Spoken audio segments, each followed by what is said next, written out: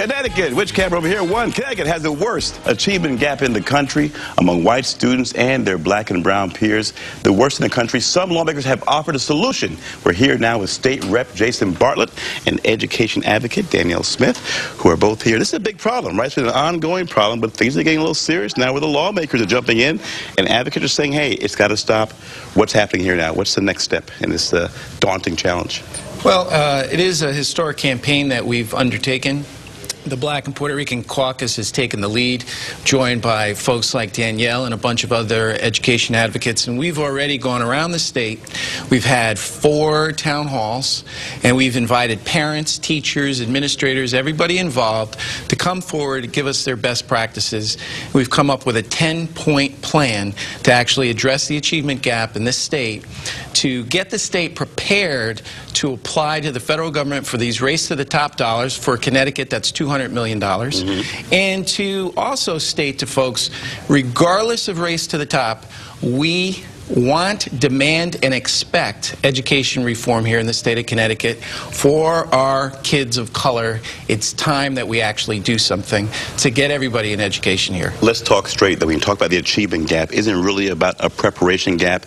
And shouldn't the focus really be on getting these kids to read? At grade 4 is the key grade, right? If the kids are reading at level, and from grade 4, that's almost 3/4 of your battle. Am I oversimplifying this? No, you're not. In fact, I would say that by 3rd grade, what we have seen is that if young, particularly males of color, are not able to read at that age, then they're more likely to go to prison than they are to go to college. And so we absolutely have to be starting early. But to the point that Jason was making about why now, the Connecticut Black Alliance for Educational Options is the organization for which I'm the state director, and we've been thrilled to serve as a convening organization, not only for these conversations, but also to start to help parents and community stakeholders to become much more conversant on the issues. Because when parents understand that, then the way in which they have relationships and navigate their relationships with district officials, with educators, is radically different. They're able to really be competent in the conversation, and they're armed with the tools that they need to be really effective advocates. That's very critical, right? Because we all know the perception out there, let's be very honest,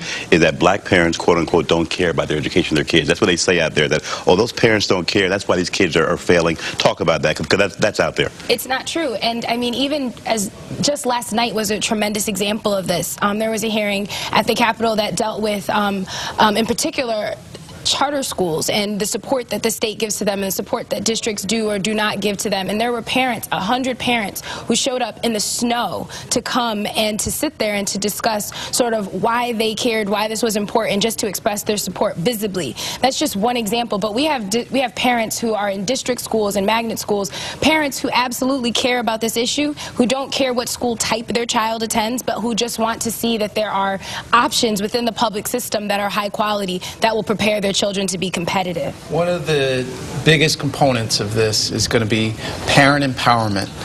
We have a piece that says that every school has to have 2 parent-teacher conferences a year, empowering parents. We also have another piece called the Parent Trigger, and we're going to see if parents are going to get involved. I think behind this... The Parent Trigger, you should explain. The Parent Trigger is where if over, 50% of the parents are upset, they can basically overhaul the school? We have 185 failing schools in the state of Connecticut, right. 185. At each one of those schools, we're saying we're going to have a process, okay? 51% of the parents vote to reconstitute the school or to remove the principal. This will be the trigger. That could be dangerous, right? That could be... well, you know, so, you know, the challenge is... in a great school. All of a sudden, if you want to say to me, well, you know, parents of African Americans and Latinos don't want to be involved, but all of a sudden they're coming together because their kids are not able to read and able to do basic math, and they come together and say, no, no, no, no, we want to change, we want a new administration, we want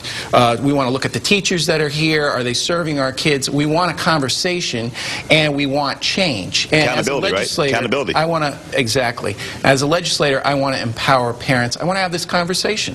Let's look at the list here for the, you have 10 points here. Let's look at some of them. Income tax breaks for teachers willing to work weekends, Saturdays. Talk about that. The unions are probably already, they're having their coffee now saying, no way.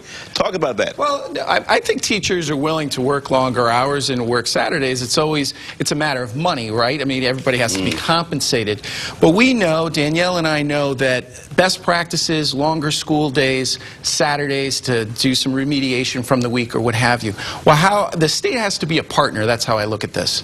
And what I'm saying is, let's pilot it out into priority school districts, and let's bring the teachers and the administrators together, and let's do our own race to the top from the state of Connecticut, saying to teachers, look, you don't have to pay income tax here in the state of Connecticut if you will agree to longer school days and Saturdays. We're trying to empower our superintendents, give them another tool to say, look, we don't have, more money necessarily, but this is what we do have, and can we work together to achieve the kinds of best practices that we know are going to help our kids. We have 90 seconds. I want to speed things up here. A couple other things. Better access to advanced placement courses. Very interesting. Danielle. Connecticut has an abominable achievement gap, and the achievement gap is particularly problematic for our lowest performing students, but even our higher achieving students are not doing so great that is what's creating the gap. So we talking real plain, a lot of black kids, Latin kids are not steered toward these rigorous courses. Well, no, there's tracking in some of our school systems, there's low expectations across schools. So the point here is that we're incentivizing students to do better and incentivizing schools to provide opportunities for there to be increased rigor in the curriculum so that students are being pushed to high academic achievement. It's about raising the standard for all of our students, and particularly for those students that are lagging behind. But every parent should be asking, how do I get my kid placed for AP classes, and how do you get in position so they have a whole lot of those, right? Every parent needs to the question. College, I mean, AP, advanced placement, is a barometer that's a benchmark for all schools. So you don't have to graduate from Glastonbury, to get it. If you take AP in Hartford, that is a benchmark that every college will recognize. So it's very important. What we found is, a school in Hartford had 95% population with Black and Latino and no kids in AP. Right. That's a problem for me. I have real issues with that. Advanced placement is it's not an elitist thing. All our kids should be in those classes, and we want to make sure that that happens. We want to make it available. We want it online available.